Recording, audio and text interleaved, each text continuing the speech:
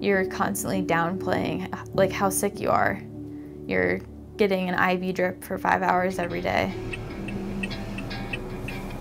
Today starts week 4 of my treatment, and there's 7 weeks in total.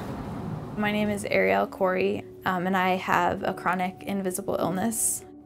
Fingers crossed. Yeah. Yes. So now we just drip for 5 hours. How are you feeling right now? Right now, really fatigued, nauseous, and bone pain this morning. It's kind of like waking up with a constant hangover, but you never had fun the night before. Ariel Corey doesn't remember the tick bite, but she's now one of the more than 100 million people with at least one chronic health condition. While Lyme disease affects more than 25,000 people annually, 10 to 20% of those have symptoms that linger on for years, like Corey's. She was also diagnosed with 2 other chronic infections.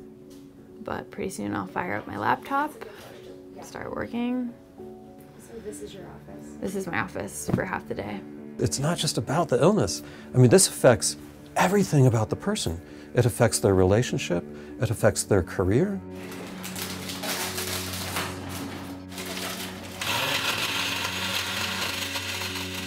Well, we've been dating for 5 years. There's a certain amount of guilt I feel because I'm not sick. I don't know if she looks at me and says, oh gosh, I wish that I felt as good as he does right now. Even though Mike can tell me a million times a day that there's nothing to be sorry for, but you feel bad because you're not the same person. It's estimated by 2030, 83 million people in the US will have 3 or more chronic health conditions, up from 31 million in 2015. Young women are hit particularly hard by chronic disease.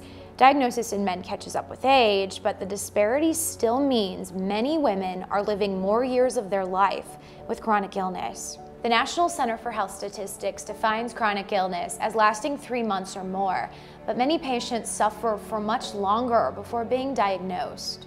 Take endometriosis, for example. It's a painful inflammatory reaction caused by tissue forming outside the uterus. Even though 1 in 10 women in their reproductive years suffer from this chronic illness, studies show women see 7 to 10 doctors on average before one gives them the diagnosis. I went 18 years thinking that this pain all the time was totally normal. I remember a doctor asked me if my mental health was okay, because it's like an invisible pain. Dismissed or feel diminished or disbelieved by healthcare providers, which isn't necessarily healthcare providers' fault. It's just a cultural reality. And just no one gets it when you have chronic illness. They think you look fine. I just went to a work event recently, and a lot of colleagues were like, oh, you look amazing. You lost so much weight. What's your secret? Studies show people with chronic illness rarely share the details of their illness with their peers. And the National Institutes of Health say people with chronic medical conditions have a higher risk of depression.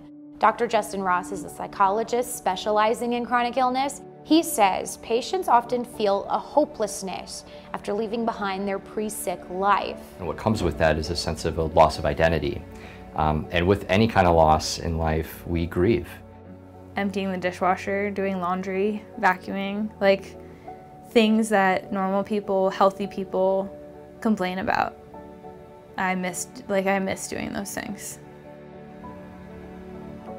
Just like little routines like that, you start to miss a lot. Chronic illness is also expensive. Patients pay thousands out of pocket each year. In 2016, US healthcare costs for chronic diseases surpassed $1 trillion. This one is, it's Zofran, it's a anti-nausea. And this, I was written a prescription for 30 days worth. And insurance only covers 9 days. Antibiotics don't help. But some patients are finding purpose by sharing the trials of their different chronic illnesses. it's possible to be hopeful. Gori's connected with thousands on Instagram. Shannon Cohn created a documentary and lobbied lawmakers. And that film has a very specific purpose to educate girls and women about the disease so that they can take power and feel empowered to talk to their healthcare providers. Crohn's second campaign about endometriosis launched with support from Senators Elizabeth Warren and Orrin Hatch. The stakes are too high for the girls and women in our country. It included an open letter asking policymakers to give chronic illnesses more time and research funding. The reality is that it's not a priority, a lot of chronic illnesses.